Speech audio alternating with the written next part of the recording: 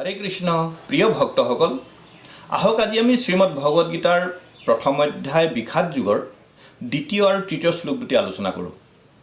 এই অধ্যায়ৰ প্ৰথম শ্লোকটি আলোচনা কৰোঁতে আমি লক্ষ্য কৰিছিলোঁ যে শ্ৰীল ব্যাসদেৱৰ বিশেষ আশীৰ্বাদপ্ৰাপ্ত হৈ ধৃতৰাষ্ট্ৰৰ সচিব সঞ্জয়ে ধৃতৰাষ্ট্ৰৰ গৃহতে ধৃতৰাষ্ট্ৰৰ লগতে থাকি কুৰুক্ষেত্ৰ যুদ্ধত কি ঘটনা ঘটি আছে তাৰ এটা সবিশেষ সুন্দৰ বিৱৰণ দাঙি ধৰিবৰ কাৰণে সক্ষম হৈছিল।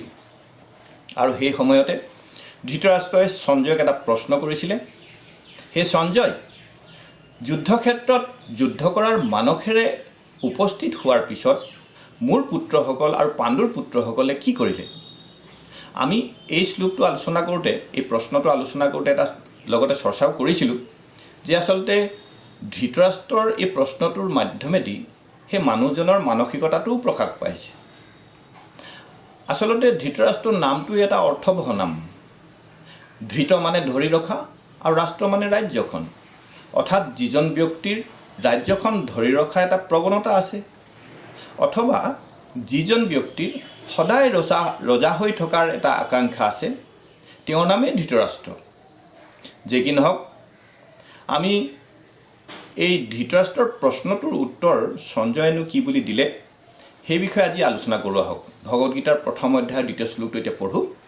এই শ্লোকটো আছে এনেধৰণে, সঞ্জয় উবাচ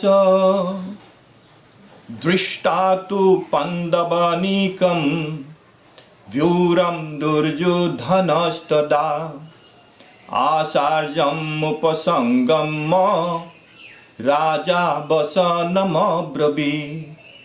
সঞ্জয় উবাচ মানে সঞ্জয়ে ক'লে, দৃষ্টা মানে দেখি, তু মানে কিন্তু, পাণ্ডৱ অনিকম মানে পাণ্ডৱৰ সৈন্যসমূহ, ব্যুৰম দুৰ্যোধনস্তদা, ব্যুৰম মানে এই সৈন্যসমূহৰ যিটো বেহু ৰচনা কৰা হয় সেইটো, দুৰ্যোধনস্তদা, দুৰ্যোধনে, তদা মানে তেতিয়া কি কৰিলে দুৰ্যোধনে, আচাৰ্যম উপসংগম্য, আচাৰ্যজনৰ ওচৰলৈ অৰ্থাৎ দ্ৰোণাচাৰ্যৰ ওচৰলৈ গৈ ৰাজা বচনম অব্ৰবীৎ, ৰাজা মানে ৰজাজনে অৰ্থাৎ দুৰ্যোধনে, বচনম এই খাৰ কথা, অব্ৰবীৎ মানে ক'লে। এই শ্লোকটোৰ অনুবাদটো এনেধৰণে দিছে, সঞ্জয়ে ক'লে, হে মহাৰাজ, পাণ্ডুপুত্ৰসকলে নিজৰ সৈন্যসমূহ ৰেহা লগাই সজাই লোৱা দেখি ৰজা দুৰ্যোধনে গুৰু দ্ৰোণাচাৰ্যৰ ওচৰলৈ গৈ এনেদৰে ক'বলৈ ল'লে। শ্ৰীল প্ৰভুপাদে এই শ্লোকটোৰ এটা সুন্দৰ তাৎপৰ্য দিছে, আৰু এই তাৎপৰ্যত শ্ৰীল প্ৰভুপাদে লিখিছে যে ধৃতৰাষ্ট্ৰ যে কেৱল এজন জন্মান্ধ অৰ্থাৎ এজন শাৰীৰিকভাৱে অন্ধ ব্যক্তি আছিল তেনে নহয়। ধৃতৰাষ্ট্ৰ তেওঁৰ পুত্ৰ দুৰ্যোধনসহ পিতা পুত্ৰ সকলোৱেই ধৰ্মৰ দিশৰ পৰাও তেওঁলোক অন্ধ আছিল। ধৃতৰাষ্ট্ৰই এটা কথা জানিছিল যে দুৰ্যোধন আৰু যুধিষ্ঠিৰৰ যিহেতু স্বভাৱ সম্পূৰ্ণ বিপৰীত, গতিকে এই দুইজন ব্যক্তিৰ মাজত যুদ্ধক্ষেত্ৰত নিশ্চয় কোনো বুজাপৰা নহ'ব। কিন্তু এই যুদ্ধক্ষেত্ৰখন, কুৰুক্ষেত্ৰ ভূমিখন যে এখন তীৰ্থভূমি, যিহেতু ধৃতৰাষ্ট্ৰই নিজেই উল্লেখ কৰিছে ধৰ্মক্ষেত্ৰে কুৰুক্ষেত্ৰে বুলি তেওঁৰ শ্লোকত প্ৰশ্নটো কৰোঁতে, গতিকে এই তীৰ্থভূমি হোৱাৰ কাৰণে, এই পবিত্ৰ ঠাই হোৱাৰ কাৰণে, সেই পবিত্ৰ ঠাইখনৰ যে এই যুদ্ধখনৰ ফলাফলৰ ওপৰত এটা প্ৰভাৱ পৰিব পাৰে, এই কথাটো ভাবিয়েই ধৃতৰাষ্ট্ৰৰ মনটো সন্দিহান হৈ আছিল। পিছে ধৃতৰাষ্ট্ৰৰ মনৰ কথাটো বুজিব পাৰিলে সঞ্জয়ে, আৰু সেইকাৰণে সঞ্জয়ে ততালিকে এই ৰজাজনৰ হতাশ হৈ পৰা ৰজাজনৰ মনত উৎসাহ যোগাবৰ বাবেই তেওঁ এই প্ৰশ্নটোৰ উত্তৰ এনেদৰে দিছিল। এই দ্বিতীয় শ্লোকটোত সঞ্জয়ে ক'বলৈ বিচাৰিছে যে হে মহাৰাজ, আপোনাৰ পুত্ৰ দুৰ্যোধন তেওঁ এই বুজাপৰালৈ অহা ব্যক্তিয়ে নহয়, বৰং দুৰ্যোধনে যেতিয়া পাণ্ডৱৰ সেনাসমূহ দেখা পালে তেতিয়া পৰিস্থিতিৰ গাম্ভীৰ্যতা বুজিব পাৰি তেওঁ ততালিকে গৈ তেওঁৰ প্ৰধান সেনাপতি দ্ৰোণাচাৰ্যৰ ওচৰলৈ গৈ পালেগৈ আৰু তেখেতক এই বুলি কিবা ক'বলৈ ল'লে। এতিয়া দুৰ্যোধনেনো দ্ৰোণাচাৰ্যৰ আগত কি কথা কৈছিল এই বিষয়ে তৃতীয় শ্লোকটোত সঞ্জয়ে কৈছে। আহকচোন আমি তৃতীয় শ্লোকটোত কি আছে চাওঁ। পশ্যতান পাণ্ডুপুত্ৰানাম আচাৰ্যম মহতিম সমুম ধূৰম দ্ৰুপদপুত্ৰেণ তব শিষ্যেন ধীমতা। পশ্য মানে চাওক, লক্ষ্য কৰক, এটান মানে এই, পাণ্ডুপুত্ৰানাম পাণ্ডুপুত্ৰসকলৰ আচাৰ্যম হে আচাৰ্য হে গুৰু দ্ৰোণাচাৰ্য মহতিম সমম এই বিশাল সৈন্যবাহিনীলৈ ব্যুৰম এই বেহু ৰচনা কৰিছে দ্ৰুপদৰ পুত্ৰই ধৃষ্টদ্যুম্নই তব শিষ্যেন ধীমতা হে গুৰুদেৱ তব শিষ্যেন আপোনাৰেই শিষ্য তেওঁ ধীমতা বৰ বুদ্ধিমান শিষ্য এই শ্লোকটোৰ অনুবাদটো এনেধৰণে দিয়া হৈছে হে গুৰুদেৱ আপোনাৰ শিষ্য বুদ্ধিমান দ্ৰুপদ পুত্ৰই নিপুণভাৱে সজাই তোলা পাণ্ডুপুত্ৰসকলৰ এই বিশাল সেনাবাহিনীলৈ আপুনি লক্ষ্য কৰক প্ৰকৃততে দুৰ্যোধনে গুৰু দ্ৰোণাচাৰ্যৰ ওচৰলৈ গৈ প্ৰকৃততে কি ক'ব বিচাৰিছিল বাৰু এই শ্লোকটোত সেই কথাটো তেখেতৰ মানসিকতাটো সম্পূৰ্ণৰূপে ধৰা পৰিছে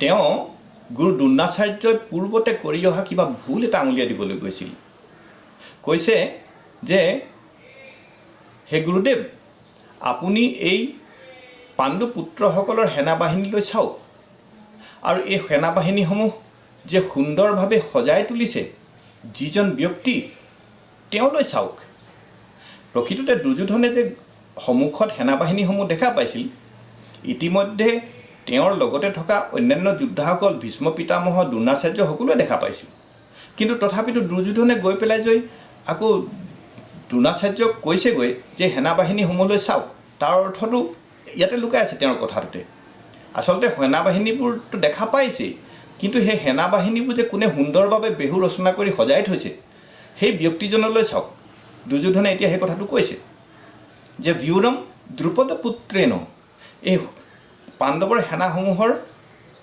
সুন্দৰভাৱে সজাই লগাই থোৱা ব্যক্তিজন হৈছে ব্যুৰম দ্ৰুপদ পুত্ৰেণ ৰজা দ্ৰুপদৰ পুত্ৰ ধৃষ্টদ্যুম্ন আৰু কেৱল ধৃষ্টদ্যুম্ন কথা কৈ তেওঁ সিমানখিনিতে ৰখা নাই এই শ্লোকটোৰ শেষৰ ফালে এটা কথা দুৰ্যোধনে ক'লে যে তব শিষ্যেন ধীমতা হে গুৰুদেৱ এজন ব্যক্তি কিন্তু আপোনাৰে শিষ্য আছিল আৰু কেনে শিষ্য পৰম বুদ্ধিমান শিষ্য এই কথাটো কোৱা অৰ্থ কি এই কোৱা অৰ্থ হৈছে যে প্ৰকৃততে এই গুৰুজনাই পূৰ্বতে এটা ভুল কৰি আহিছিল যে দুৰ্যোধনৰ দৃষ্টিত ভুল কৰি আহিছিল পূৰ্বতে তেওঁ এই ধৃষ্টদ্যুম্ন নামৰ ব্যক্তিজনক দ্ৰুপদৰ পুত্ৰক অস্ত্ৰ শিক্ষা প্ৰদান কৰিছিল এই আচাৰ্যজনে গুৰু দ্ৰোণাচাৰ্যই আৰু সেই কথাটোকে এতিয়া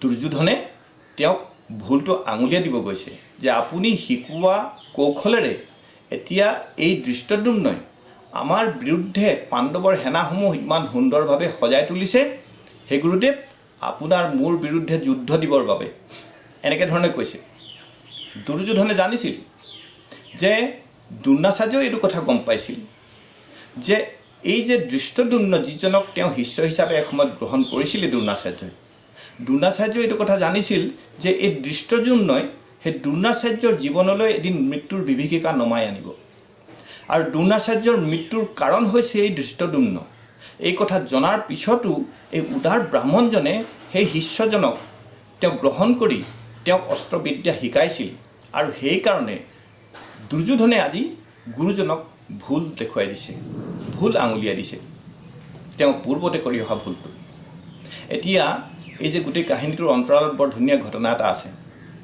কেনেকৈনো ধৃষ্টদ্যুম্ন এই গুৰু দ্ৰোণাচাৰ্যৰ শিষ্য হৈছিল এই এসময়ত যেতিয়া দ্ৰুপদ ৰজা লৰালি কালত আছিল তেতিয়া পাঞ্চাল দেশৰ ৰাজকুমাৰ আছিল দ্ৰুপদ আৰু সেই দ্ৰুপদ আৰু এই দ্ৰোণাচাৰ্যৰ তেতিয়া নামটো আছিলে দ্ৰোণ তেওঁ সেই দুজন লৰালি কালতে দুজন বন্ধু আছিলে দ্ৰোণ আৰু দ্ৰুপদ আছিল ৰজাৰ সন্তান আৰু দ্ৰোণ আছিল দুখীয়া ব্ৰাহ্মণৰ সন্তান আচলতে দুইজনৰ মাজত বন্ধুত্বপূৰ্ণ ভাৱ জাগি উঠাৰ কাৰণটো এইটোৱেই আছিল যে দুইজন দ্ৰুপদ আৰু দ্ৰোণ দুইজনে দ্ৰোণৰ পিতৃ ঋষি ভৰদ্বাজৰ ওচৰত শিক্ষা গ্ৰহণ কৰিছিল আৰু সেইকাৰণে দুজনৰ মাজত বন্ধুত্বপূৰ্ণ ভাৱ গঢ়ি উঠিল এতিয়া ইমান সুন্দৰ বন্ধুত্বপূৰ্ণ ভাৱ গঢ়ি উঠিল যে দ্ৰুপদে এদিন এই তেওঁৰ বন্ধুজনৰ প্ৰতি এটা প্ৰস্তাৱ আগবঢ়াইছিল দ্ৰুপদে কৈছিল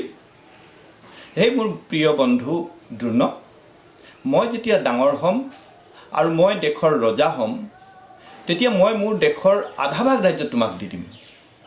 প্ৰকৃততে এনেকুৱা ধৰণৰ প্ৰস্তাৱ, এনেকুৱা ধৰণৰ প্ৰতিশ্ৰুতি শিশুবিলাকৰ মাজত হ'ব পাৰে, কোনো ডাঙৰ কথা নহয়। দৰাচলতে দ্ৰুপদে হয়তো এই দুখীয়া ব্ৰাহ্মণ বন্ধুজনৰ প্ৰতি কিবা সহানুভূতি দেখুৱাবৰ কাৰণেই এনেকুৱা এটা বাক্য কৈছিল। কিন্তু দ্ৰোণই এই কথাটো খুব ভালকৈ মনত ৰাখিলে। লাহে লাহে দুয়োজন ডাঙৰ হৈ আহিল আৰু এটা সময়ত দ্ৰুপদ সঁচাকৈ পাঞ্চাল দেশৰ ৰজা হ'ল।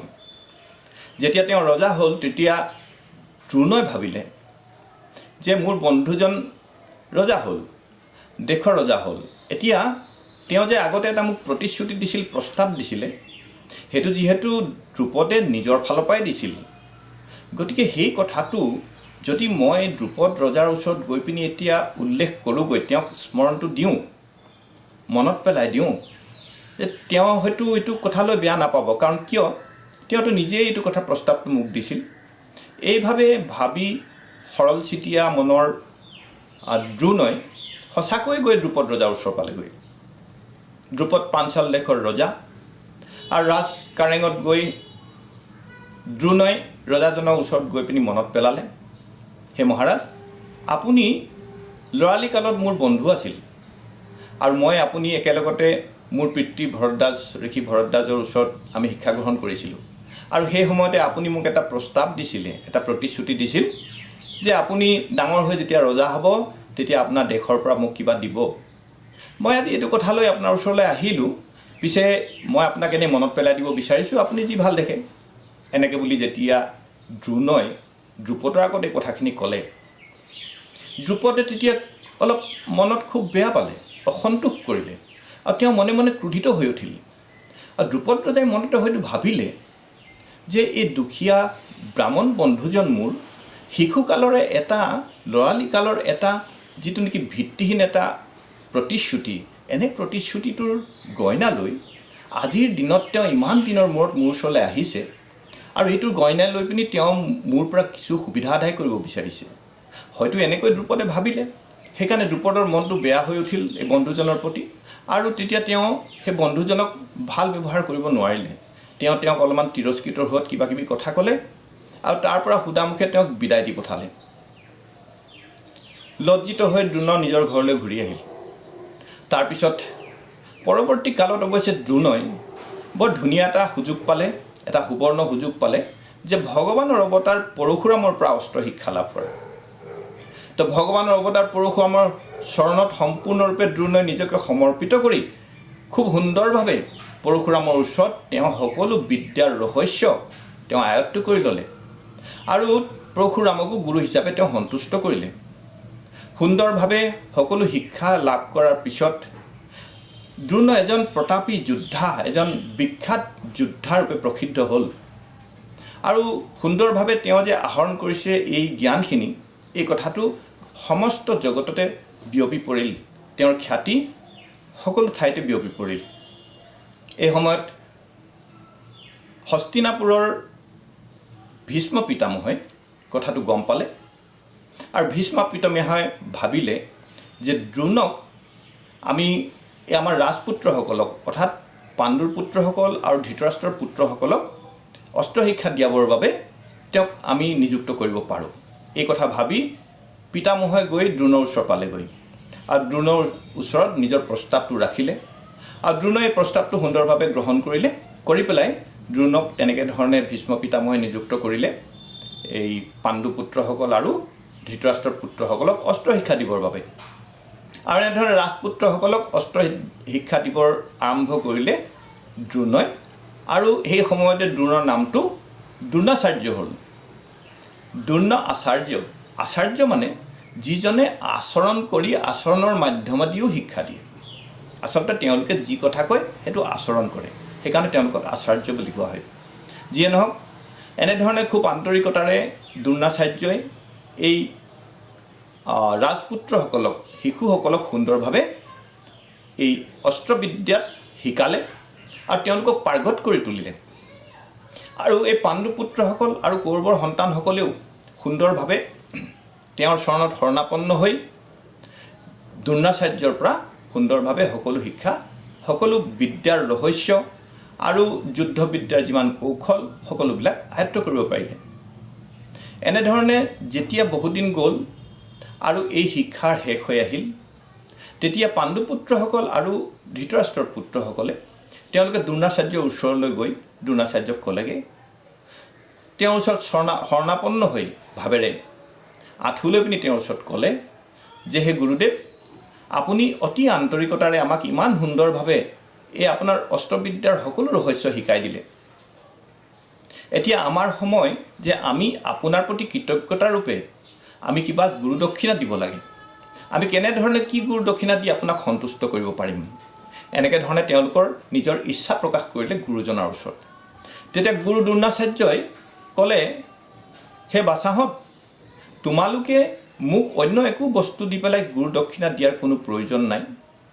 মই তোমালোকক যি বিদ্যা শিকালোঁ, সেই বিদ্যাৰ সেই শিক্ষাৰ প্ৰয়োগ কৰি তোমালোকে যদি পাৰা তেন্তে পাঞ্চাল দেশৰ ৰজা দ্ৰুপদক বন্দী কৰি লৈ মোৰ ওচৰলৈ লৈ আহা।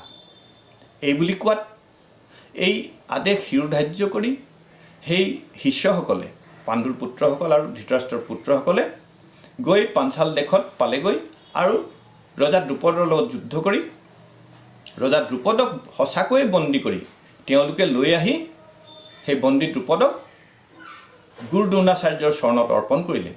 আৰু তেওঁলোকে গুৰু দ্ৰোণাচাৰ্যক এনেধৰণে সন্তুষ্ট কৰিলে আৰু তেওঁলোকৰ যি শিক্ষা লাভ কৰিছিলে তাৰ পাৰ্গতালিটো তেওঁলোকে গুৰুৰ ওচৰত প্ৰদৰ্শন কৰিলে আৰু তেনেধৰণে তেওঁলোকে গুৰু দক্ষিণাও প্ৰদান কৰি গুৰুক সন্তুষ্ট কৰিলে। যিয়ে নহওক, এতিয়া দ্ৰোণাচাৰ্যৰ ওচৰত দ্ৰুপদ আছে, দ্ৰুপদ বন্দী। ৰজা দ্ৰুপদক দ্ৰোণাচাৰ্যই মাত্ৰ পূৰ্বৰ কথাবিলাক সোঁৱৰাই দিলে। হে মহাৰাজ, আপোনাৰ ওচৰলৈ মই গৈছিলোঁ যে মই আপুনি দিয়া এটা প্ৰতিশ্ৰুতিৰ কথা লৈয়ে আপোনাৰ ওচৰলৈ গৈছিলোঁ, কিন্তু আপুনি মোক অলপ তিৰস্কাৰ কৰিলে। এনেকৈ ধৰণে কিছুমান কথা কোৱাৰ ফলত দ্ৰুপদ ৰজাই বহুত লাজ পালে। কিন্তু দ্ৰোণাচাৰ্যই দ্ৰুপদ ৰজাৰ পৰা একো ল'ব নিবিচাৰিলে, লোৱা নাই আৰু দ্ৰুপদ ৰজাক মুক্তি কৰি পঠিয়াই দিলে। তেতিয়া দ্ৰুপদ ৰজাই অত্যন্ত লাজ পালে, অত্যন্ত লজ্জিত হৈ অপমানিত হৈ যেতিয়া দ্ৰুপদ, কিয়নো তেওঁ এজন ৰজা হয়, এখন দেশৰ ৰজা, তেওঁ লজ্জিত হৈ ঘূৰি আহি নিজৰ দেশ পালেহি আৰু দেশৰ পোৱাৰ পিছত তেওঁ এটা ডাঙৰ যজ্ঞ কৰিলে ৰাজ্যত আৰু সেই যজ্ঞটোত দ্ৰুপদ ৰজাই এটা বৰ লাভ কৰিলে। সেই বৰটোৰ মতে দ্ৰুপদ ৰজাৰ এটা পুত্ৰ সন্তান জন্ম হ'ব আৰু সেই পুত্ৰ সন্তানটোৱে হ'ব গুৰু দ্ৰোণাচাৰ্যৰ মৃত্যুৰ কাৰণ। আৰু সঁচাকৈ যথাসময়ত এটি পুত্ৰ সন্তান দ্ৰুপদে লাভ কৰিলে আৰু সেই সন্তানটিৰ নামে ৰাখিলে ধৃষ্টদ্যুম্ন। আৰু সেই ধৃষ্টদ্যুম্ন আছিল প্ৰকৃততে দ্ৰৌপদীৰ ককায়েক। দ্ৰৌপদী বা দ্ৰৌপদীৰ আন এটা নাম কেতিয়াবা পাঞ্চালীপতিও মাতে, পাঞ্চালী বা দ্ৰৌপদীৰ ককায়েক আছিলে ধৃষ্টদ্যুম্ন। এতিয়া সেই সন্তানটি দ্ৰুপদৰ লাহে লাহে ডাঙৰ হৈ আহিছে আৰু এটা সময়ত তেওঁক অস্ত্ৰ শিক্ষাৰ লাভ কৰাৰ সময় হৈছে। তেতিয়া দ্ৰুপদে ভাবিলে যে এই মোৰ সন্তানটি কাৰ ওচৰলৈ পঠাম অস্ত্ৰ শিক্ষা লাভ কৰিবৰ কাৰণে। তেওঁ ভাবিলে গুৰু দ্ৰোণাচাৰ্যতকৈ আৰু উত্তম গুৰু এইখিনিততো কোনো নাই। গতিকে সেই কথা মনতে ভাবি দ্ৰুপদ ৰজাই নিজৰ সন্তানটি ধৃষ্টদ্যুম্নক নি গুৰু দ্ৰোণাচাৰ্যৰ চৰণতে অৰ্পণ কৰিলে অস্ত্ৰ শিক্ষা লাভ কৰিবৰ বাবে। তেতিয়া গুৰু দ্ৰোণাচাৰ্যৰ পৰিল এতিয়া বিপাঙত, তেওঁ ধৰ্ম সংকটত পৰিল। কাৰণ দ্ৰোণাচাৰ্যও জানে, সেই সকলোৱে জানে যে দ্ৰুপদে এটা ডাঙৰ যজ্ঞ কৰিছে আৰু যজ্ঞটোৰ ফলত এটা পুত্ৰ সন্তান লাভ কৰিছে। এই পুত্ৰ সন্তান লাভ কৰাৰ একমাত্ৰ উদ্দেশ্য হৈছে সেই পুত্ৰই দ্ৰোণাচাৰ্যক বধ কৰিব। তো এই কথাটো দ্ৰোণাচাৰ্যই জানিছিল। এতিয়া দ্ৰোণাচাৰ্যৰ চৰণত শৰণাপন্ন হোৱা সন্তানটিক তেওঁ শিক্ষা দিব নে নিদিয়ে? দ্ৰোণাচাৰ্য তেওঁলোক এজন উদাৰ ব্ৰাহ্মণ। তেওঁৰ যিজন গুৰু পদত আছে সেই পদৰ এটা মৰ্যাদা আছে। যিজন উচিত, যিটো কথা উচিত সেইটো তেওঁলোকে গ্ৰহণ কৰিবই। যদি যোগ্য শিষ্য হয়, চৰণত শৰণাপন্ন হয়, তেওঁক শিক্ষা দিবই। কাৰণ এইসকল ব্ৰাহ্মণে তেওঁলোকে জানে যে মৃত্যুটো হয় এওঁৰ হাতেৰে নহয় অন্যৰ হাতেৰে, কোনোবা ফালেতো আহিবই। আজি নহয় কালি মৃত্যু আহিব। গতিকে সেইটো পাছৰ কথা। বৰ্তমান পৰিস্থিতিত মই কি সিদ্ধান্ত লোৱা উচিত। তো গুৰু দ্ৰোণাচাৰ্যৰ নিজৰ এটা পদমৰ্যাদা আছে, গতিকে সেই মৰ্যাদা ক্ষুণ্ণ হ'বলৈ নিদি তেওঁ এজন প্ৰকৃত আচাৰ্য হিচাপে, গুৰু হিচাপে সেই শিষ্যটিক তেওঁ চৰণত গ্ৰহণ কৰিলে। আৰু আচৰিতভাৱে এই উদাৰ ব্ৰাহ্মণজনে সকলো অস্ত্ৰবিদ্যাৰ ৰহস্য সেই শিষ্যজনক শিকাই দিলে আৰু সকলো যুদ্ধৰ কৌশলো তেওঁ শিকাই দিলে। আৰু সেই ধৃষ্টদ্যুম্নই সম্পূৰ্ণৰূপে সুন্দৰভাৱে সকলো শিক্ষা আহৰণ কৰাৰ পিছত তেওঁ নিজৰ গৃহলৈ ঘূৰি গ'ল। তাৰপিছতে আজি এই যুদ্ধক্ষেত্ৰত সেই ধৃষ্টদ্যুম্নই পাণ্ডৱসকলৰ সেনাসমূহ সুন্দৰভাৱে ৰেহা লগাই সজাই তুলিছে। আৰু সেই দৃশ্যটোকে দেখি দুৰ্যোধনে এতিয়া দ্ৰোণাচাৰ্যৰ ওচৰলৈ গৈ পেলাই এইটো কথা কৈছেগৈ। এতিয়া লক্ষ্য কৰিবলগীয়া কথা এইটোৱেই যে দুৰ্যোধন তেওঁ নিজে ৰজা হয়, কিন্তু ৰজা হৈও তেওঁ সেনাপতিজনৰ ওচৰলৈ গৈছে। স্বাভাৱিকতে সেনাপতিহে ৰজাৰ ওচৰলৈ আহে। আচলতে যেতিয়া দুৰ্যোধনে সন্মুখত পাণ্ডৱৰ সেনাসমূহ ইমান সুন্দৰভাৱে ৰেহা লগাই সজাই লোৱা দেখা পালে আৰু তাৰ অন্তৰালত থকা ব্যক্তিজন যে ধৃষ্টদ্যুম্ন এইটো কথা জানিব পাৰিলে, তেওঁ তৎক্ষণাৎ পুৰণা কথাবোৰ মনলৈ আহিল আৰু তৎক্ষণাৎ তেওঁ ভাবিলে যে আমাৰ গুৰু দ্ৰোণাচাৰ্যৰে এইটো ভুল যে তেওঁ এই শিষ্যজনক সেই জ্ঞানটো, সেই শিক্ষাখিনি শিকাই দিছিল। যি শিক্ষা আহৰণ কৰাৰ পিছত, যি কৌশল আহৰণ কৰাৰ পিছত সেই শিক্ষাৰে, সেই জ্ঞানেৰে তেওঁ এতিয়া আমাৰ বিৰুদ্ধে যুদ্ধ দিবৰ বাবে পাণ্ডৱৰ সেনাসমূহ সুন্দৰভাৱে সজাই তুলিছে। এনেধৰণে দুৰ্যোধনে ভাবি তৎক্ষণাৎ তেওঁ নিজৰ স্থান ত্যাগ কৰি গৈ গুৰু দ্ৰোণাচাৰ্যৰ ওচৰ পালেগৈ আৰু গুৰু দ্ৰোণাচাৰ্যক ক'লে যে হে গুৰুদেৱ, আপুনি এই পাণ্ডৱৰ সেনাসমূহ লক্ষ্য কৰকচোন। আচলতে তেওঁ কৈছিল পাণ্ডৱৰ সেনাসমূহ নহয়, সেই সেনাসমূহ সুন্দৰভাৱে কোনোবাই সজাই তুলিছে সেই ব্যক্তিজন ভিউৰং দ্ৰুপদপুত্ৰেন, দ্ৰুপদ পুত্ৰ ধৃষ্টদ্যুম্নই সেই বিহু ৰচনা কৰিছে আৰু তেওঁ হৈছে আপোনাৰ বুদ্ধিমান শিষ্য। আপোনাৰ পৰা আগতে যে শিকি ল'লে সেইকাৰণে তেওঁ বুদ্ধিমান যে তেওঁ এতিয়া সেইখিনিকে আকৌ তাত প্ৰয়োগ কৰি পেলাই আমাৰ বিৰুদ্ধে যুদ্ধ দিবৰ বাবে সেনাসমূহ সজাই তুলিছে। দুৰ্যোধনে এই গুৰুজনাক এই কথাখিনি ক'বলৈ গৈ প্ৰকৃততে তেওঁ গুৰুজনাৰ ভুলখিনি দেখুৱাই দিছে, গুৰুজনাৰ দুখখিনি দেখুৱাই দিছে যে গুৰুজনাই প্ৰথমেই আগতেই ভুল কৰি আহিলে। সেই কথাটো ভাবিছে দুৰ্যোধনে, সেইকাৰণে তেওঁ নিজেই সেনাপতিজনৰ ওচৰলৈ গ'ল। এতিয়া দুৰ্যোধনে গৈ যে গুৰুজনাক কেৱল ভুলেই ধৰিছে এনে নহয়, এই একেটা বাক্যৰে দুৰ্যোধনে কেইবাটাও কথা ক'ব বিচাৰিছে। তেওঁ এইটো কথাও ক'ব বিচাৰিছে যে গুৰু দ্ৰোণাচাৰ্যই যিখিনি ভুল আগতে কৰিলে সেই একে উদাৰতা যেন আজি এই যুদ্ধক্ষেত্ৰত তেওঁ নেদেখুৱাই শিষ্যৰ প্ৰতি। আকৌ একে ভুল পুনৰাবৃত্তি এই যুদ্ধক্ষেত্ৰত তেওঁ যাতে নকৰে, এইটো কথা সতৰ্ক কৰি দিবলৈ গৈছে দুৰ্যোধনে দ্ৰোণাচাৰ্যৰ ওচৰলৈ। ইয়াৰোপৰি এই শিষ্যৰ লগত যুদ্ধ কৰোঁতে যেন গুৰু দ্ৰোণাচাৰ্যই কোনো আপোচ নকৰে, এই কথাটো তেওঁ সকিয়নি দিবৰ কাৰণে দুৰ্যোধন দ্ৰোণাচাৰ্যৰ ওচৰলৈ গৈছে। ইয়াৰোপৰি দুৰ্যোধনে এই কথাও জানে যে গুৰু দ্ৰোণাচাৰ্যৰ প্ৰিয় শিষ্যসকল হৈছিল পাণ্ডৱসকল আৰু পাণ্ডৱসকলৰ ভিতৰতো আটাইতকৈ প্ৰিয় শিষ্য হ'ল অৰ্জুন। এইটো কথাত তেওঁ দুৰ্যোধনে বুজিব পাৰিছে যে গুৰু দ্ৰোণাচাৰ্যৰ অৰ্জুনৰ লগত নিশ্চয় যুদ্ধ হ'ব আৰু এই যুদ্ধ যেতিয়া কৰিব যাতে গুৰু দ্ৰোণাচাৰ্যৰ মনলৈ তেওঁৰ প্ৰিয় শিষ্যৰ প্ৰতি বা তেওঁৰ প্ৰিয় শিষ্যসকলৰ প্ৰতি কোনো ধৰণৰ কোমলতা নাহে, এইটো কাৰণে সতৰ্ক কৰি দিবৰ বাবেই গুৰু দ্ৰোণাচাৰ্যৰ ওচৰত গৈ পিনি দুৰ্যোধনে এইষাৰ কথা কৈছিলগৈ। এনেধৰণে গুৰু দ্ৰোণাচাৰ্যৰ প্ৰতি দুৰ্যোধনে এই যুদ্ধৰ প্ৰাক মুহূৰ্তত এনেধৰণে এটা বাক্য নিক্ষেপ কৰিছে, গুৰু দ্ৰোণাচাৰ্য মনত দুখ দিছে। ঠিক আছে, আহক আমি এতিয়া শাস্ত্ৰত উল্লেখিত এই গোটেই ঘটনাটিৰ অন্তৰালত কিনো কথা আছে তাক অকণমান লক্ষ্য কৰোঁ। এতিয়া চাবলৈ গ'লে দুৰ্যোধনে তেওঁ এজন ব্যক্তি আছিল এনেধৰণৰ যিজন নেকি গুৰু গোসাঁই নমনা দুৰ্যোধন বুলি ক'ব পাৰি।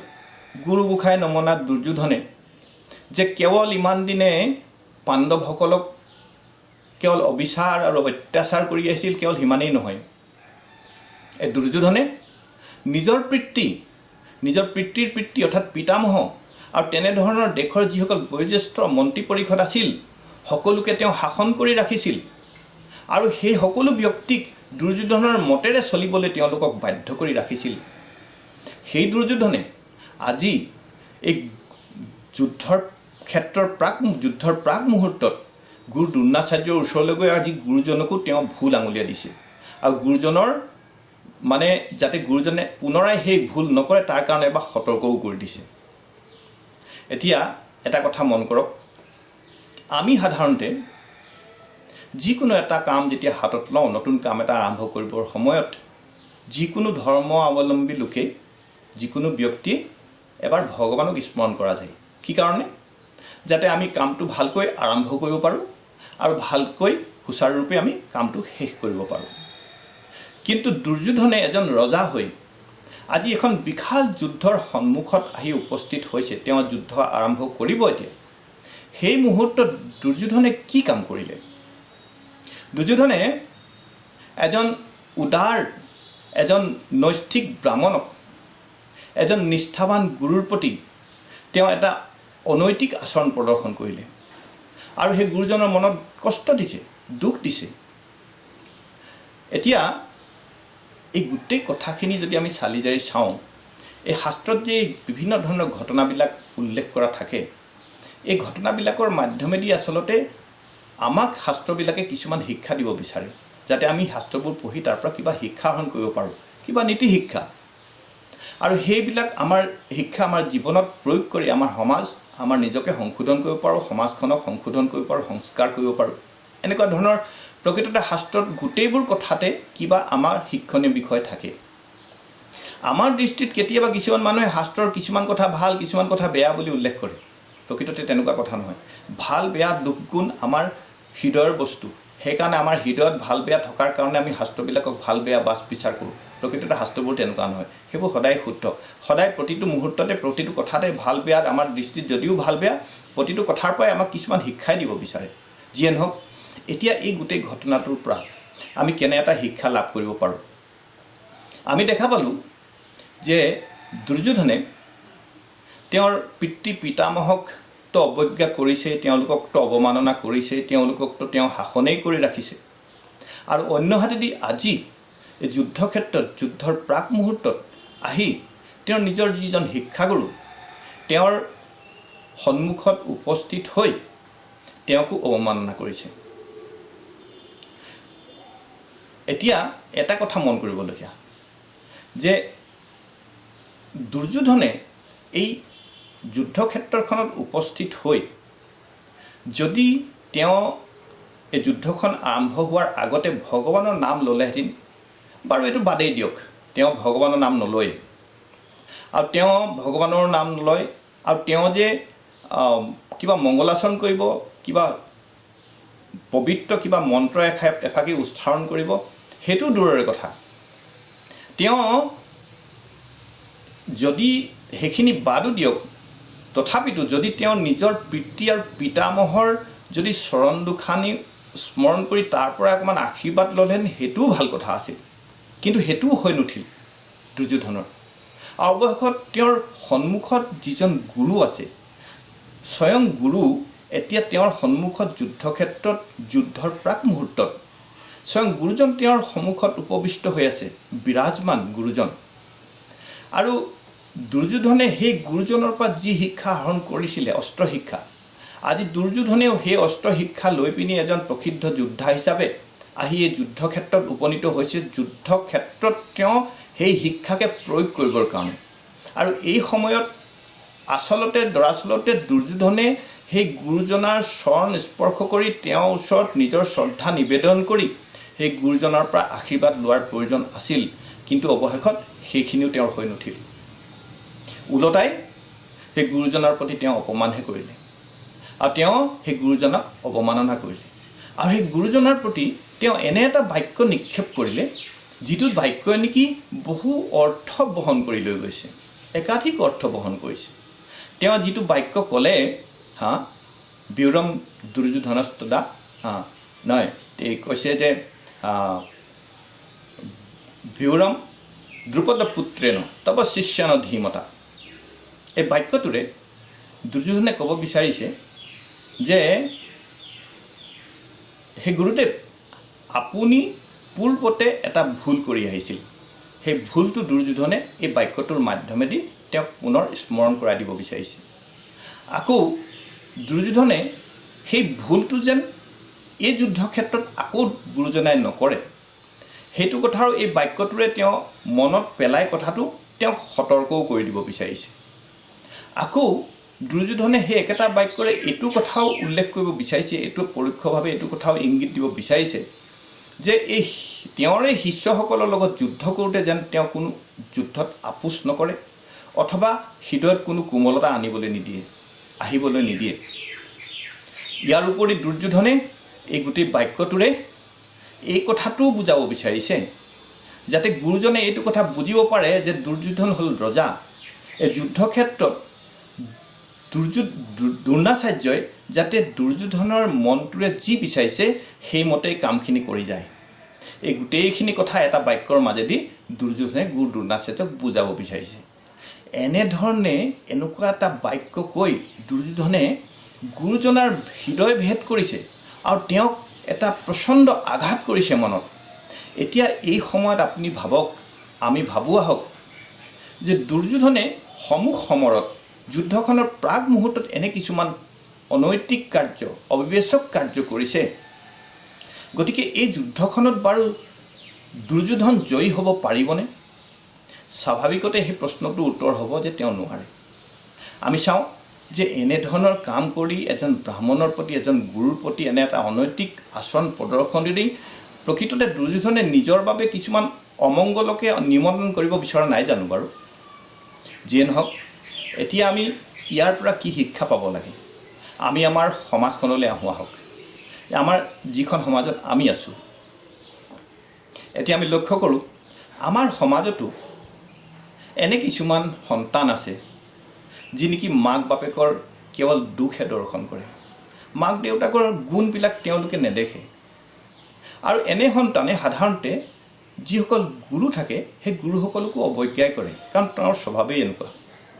তেন্তে আমি এইটো কথা বিচাৰ কৰি চাব পাৰোঁ নেকি, এনেকৈ ধৰণে ক'ব পাৰোঁ নেকি বাৰু যে যিহেতু দুৰ্যোধনে যিখিনি কাম কৰিছিলে সেইখিনি কাম যদি আমাৰ সমাজত কোনোবাই কৰি আছে, তেন্তে আমাৰ সমাজৰ সেই সন্তানজন আৰু দুৰ্যোধনৰ মানসিকতা একেই। এইটোৱে হয় কথাটো প্ৰকৃততে।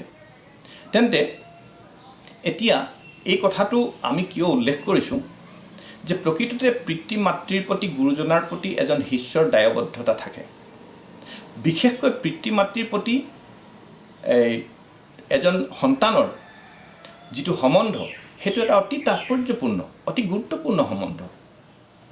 সাধাৰণতে আমাৰ এই সংসাৰখনত যেতিয়া আমি জন্ম লৈছোঁ, আমাৰ বহুতো ওচৰত ঋণ থাকে। পিতৃ মাতৃৰ ওচৰত ঋণ থাকে, ঋষিসকলৰ, গুৰুসকলৰ ওচৰত ঋণ থাকে, এই জীৱ জন্তুসকলৰ ওচৰত ঋণ থাকে, দেৱতাৰ ওচৰত ঋণ থাকে, আমাৰ আত্মীয় স্বজনৰ ওচৰত ঋণ থাকে। বহুত ধৰণৰ ঋণ এইবিলাক থাকে, এইবিলাক শাস্ত্ৰত উল্লেখ আছে, ভাগৱতত উল্লেখ আছে। এতিয়া পিতৃ মাতৃ আৰু গুৰুজনৰ প্ৰতি, পিতৃ মাতৃৰ প্ৰতি কি ঋণ, কেনেকৈ ঋণটো হৈছে তাক আমি চৰ্চা কৰোঁ আহকচোন। এই সন্তানটিয়ে যে এই শৰীৰটো লাভ কৰিছে, যিটো শৰীৰ লাভ কৰিছে, সেই শৰীৰটো পিতৃ মাতৃৰ অৱদান। পিতৃ মাতৃয়ে লগ লাগি মাতৃৰ গৰ্ভত এই শৰীৰটোৰ সৃষ্টি হৈছে মাতৃৰ শোণিতৰ পৰা, আৰু মাতৃয়ে সেই গৰ্ভতে সন্তানটি ডাঙৰ কৰিছে আৰু তাৰ পৰা কষ্ট কৰি তেওঁক জন্ম দি পেলাই এই পৃথিৱীখন দেখুৱাইছে। আৰু এই পিতৃ মাতৃয়ে এই সন্তানক সমাজত এটা পৰিচয় প্ৰদান কৰিছে। এই শৰীৰটো নহয়, এই শৰীৰটোত এজুৰি সুন্দৰ চকু আছে। পিতৃ মাতৃয়ে সন্তানৰ সেই চকুৰে এই সংসাৰখন পৰিচয় কৰাই দিয়ে। পিতৃ মাতৃহে দায়িত্ব লয়। আৰু সেই সন্তানে এখন মুখ পাইছে। তেওঁ মুখখন পোৱা অৰ্থ যে তেওঁৰ ভোক লাগিব, তেওঁ খাব। আৰু সন্তানটি জন্ম হোৱাৰ পাছৰ পৰাই তৎক্ষণাৎ পিতৃ মাতৃয়ে তেওঁৰ খাদ্যৰ যোগান ধৰাৰ কাৰণে তৎপৰ হৈ উঠে। আৰু তেওঁৰ ডাঙৰ হোৱালৈকে তেওঁৰ সকলো খাদ্যৰ তেওঁলোকে যোগান ধৰাই নহয়, পিতৃ মাতৃয়ে সময়ে সময়ে সন্তানটিক খুৱাই দিয়ে, ভোক লাগোঁতে নলাগোঁতেই খুৱাই দিয়ে মৰমেৰে। আৰু সেইখন মুখেৰে কথা ক'বলৈ শিকাই, ভাৱৰ আদান প্ৰদান কৰিবলৈ শিকাই সন্তানটিক পিতৃ মাতৃয়ে। আৰু কেৱল সিমানেই নহয়, এই পিতৃ মাতৃৰ আশীৰ্বাদতে সন্তানে দুটা ভৰি পাইছে, আৰু সেই ভৰিৰ ওপৰত থিয় হ'বলৈ পিতৃ মাতৃয়ে শিকায়। সৰ্বতোপৰি এই পৃথিৱীৰ ভিতৰত পিতৃ মাতৃয়ে সন্তানক পৃথিৱীৰ ভিতৰতে আটাইতকৈ বেছি মৰম দিয়ে, আটাইতকৈ বেছি স্নেহ কৰে। আৰু এই পিতৃ মাতৃয়ে এই পুত্ৰ সন্তানৰ ইমান স্নেহ মৰমেৰে আঁকোৱালি ধৰি ৰাখে যে সেই সন্তানৰ যিমান ত্ৰুটি, যিমান দুখ, যিমান ভুল সকলো মৰ্ষণ কৰে। কোনো ভুল, কোনো দুখ ত্ৰুটি তেওঁলোকে গ্ৰহণ নকৰে, সকলো ক্ষমা কৰি দিয়ে। আৰু ইমানখিনি কৰাৰ ছেক্ৰিফাইচ, ইমানখিনি ত্যাগ স্বীকাৰ কৰাৰ পিছত যেতিয়া সন্তান ডাঙৰ হৈ পিতৃ মাতৃক অৱহেলা কৰে, পিতৃ মাতৃক অৱজ্ঞা কৰে, তেওঁলোকৰ কেৱল দুখ দৰ্শন কৰে, এইটো বৰ দুৰ্ভাগ্যৰ বিষয়। এইটো কথা মন কৰক, তেনে এজন ব্যক্তিয়ে কিন্তু আন সকলো বয়োজ্যেষ্ঠ গুৰুসকলৰ প্ৰতিও কিন্তু কোনো ভাল মনোভাৱ এটা দেখাব নোৱাৰে, কাৰণ তেওঁৰ মানসিকতাই এই দুৰ্যোধনৰ মানসিকতাৰ দৰে। গতিকে এনে এজন ব্যক্তিয়ে তেওঁৰ জীৱন যুদ্ধত বাৰু জয়ী হ'ব পাৰিবনে? পিতৃ মাতৃক যদি অৱহেলা কৰে, গুৰুজনাক যদি অৱহেলা কৰে। দুৰ্যোধনে কিন্তু নোৱাৰিলে। তেন্তে দুৰ্যোধনৰ একেই মানসিকতা থকা ব্যক্তিজনে পাৰিবনে? নোৱাৰে, স্বাভাৱিকতে নোৱাৰে। এই প্ৰাসংগিক প্ৰশ্নটো মই আপোনালোকৰ প্ৰতি আগবঢ়ালোঁ, উত্থাপন কৰিলোঁ, কাৰণ শাস্ত্ৰত এনেধৰণৰ কথা আলোচনা আমাৰ মাজলৈ আগবঢ়াই দিছে। আমি এইবিলাক বুজা উচিত।